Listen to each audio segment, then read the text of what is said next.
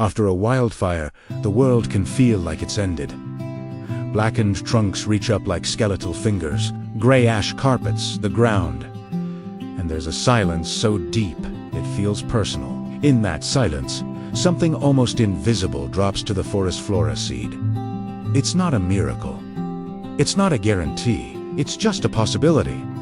And that's the thing about your life, isn't it? Sometimes, after your own fire, the only thing you have left is a single, tiny seed. The question becomes, will you treat it like it's too small to matter?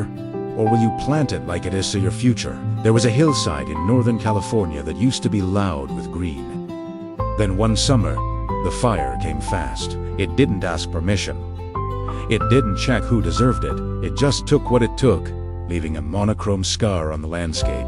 Months later, a park ranger named Eli walked that hillside every morning. Eli was a man of quiet work, not grand speeches. He had kind eyes, a weathered face from years in the sun, and wore the standard khaki park ranger uniform every day. He was here to mark erosion, check soil stability, and count what, if anything, had survived. But that year Eli was carrying his own ash, not from the fire, but from a life that had burned down in a different way. A marriage that ended abruptly. A job transfer he never chose. A phone call he didn't see coming. It arrived at this new post with a smile that was holding together, but just barely. So when Eli, a man in his late 40s with short, graying brown hair, looked at the charred trees, it didn't feel like observing nature. It felt like looking in a mirror. One morning, he noticed a boy at the edge of the trail. The kid was maybe 16, with a lanky frame swimming in a dark gray hoodie, its hood pulled low over his messy black hair. His hands were shoved deep into his pockets. He stood there, staring at the destruction like he was waiting for it to explain itself. Eli walked over slowly. "You okay?" he asked, his voice gentle. The kid shrugged, not even looking at him. "My mom said coming here would make me feel better. It doesn't." Eli didn't argue. He walked closer, crocheted down, and brushed the gray ash aside with 2 fingers. He revealed something tiny, dark, and oval. A seed. He held it up on his fingertip for the boy to see. The kid squinted. "That's it," Eli nodded. "That's it!" The boy let out a short, humorless laugh. It was the sound of pure exhaustion. So the lesson is, a tiny seed is going to fix this whole forest. Eli allowed himself a small, real smile. No, a seed doesn't fix anything by itself, but it proves something important. The story isn't over. He paused, then said the line that mattered most. Most people quit when the evidence looks bad. Nature doesn't. Eli then explained something the kid had never heard before. Redwoods don't win because they grow fast. They win because they grow deep first. A young tree doesn't announce its arrival. It doesn't demand applause from passers. It just builds its roots, quietly, underground, while people walk past and say, "Look, nothing's happening." Eli looked directly at the boy. That's what the beginning of a comeback looks like. It looks like nothing. The boy's face tightened, a flicker of something in his eyes. "Then how do you know it's working?" Eli answered honestly. "You don't. Not at first. You just have to decide it's worth doing anyway." That simple truth hit harder than any inspirational speech, because it was real. Eli didn't give the kid a lecture.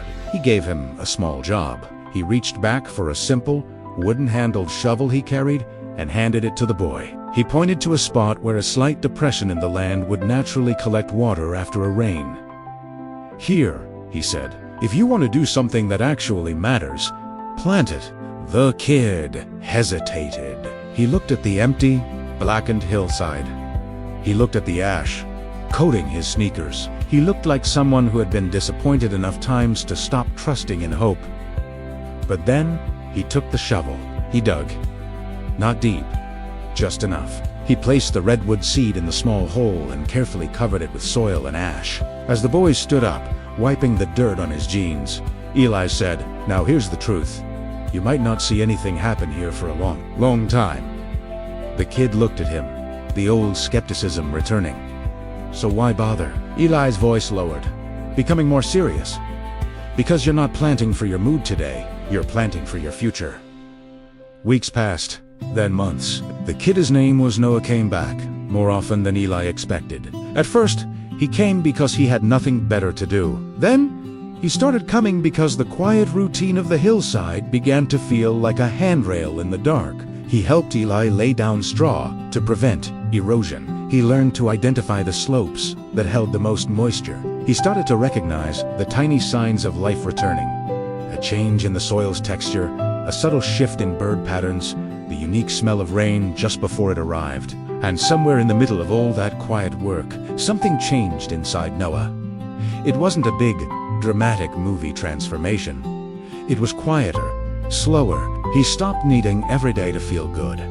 He started needing every day to feel real. Eli watched him and realized the boy was learning one of the hardest skills on earth: patience with purpose. One morning, after a gentle night of rain, Eli and Noah walked the familiar trail. Noah didn't talk much anymore.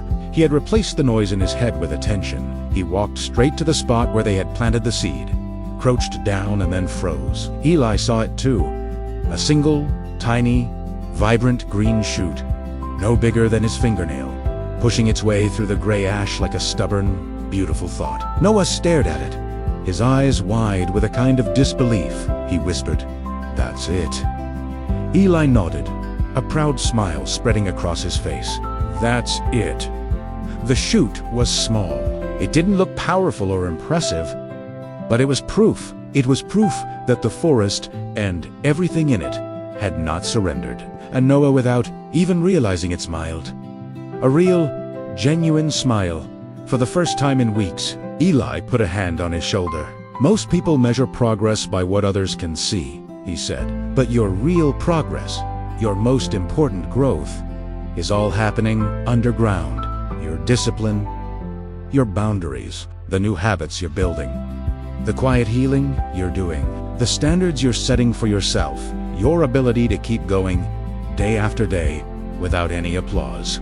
That's your root system. And if you build those roots for long enough, deep enough, the world will eventually see the tree. But by then, you won't need the world to validate it, because you'll know what you survived to grow.